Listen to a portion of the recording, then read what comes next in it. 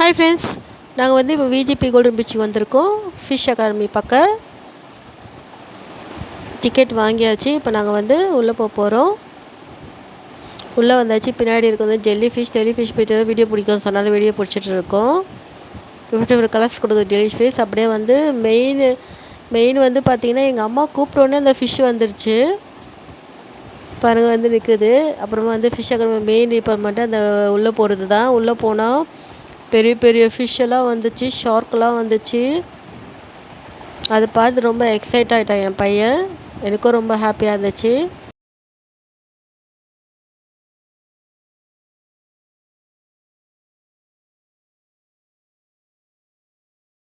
இங்கே வந்து தண்ணிக்குள்ளே வந்து கொலு வச்சுருக்காங்க. அது பாருங்கள், அந்த ஃபிஷ்ஷில் வந்து கண்ணில் லைட் எரியுது. அது பார்க்கவே அழகாக இருந்துச்சு.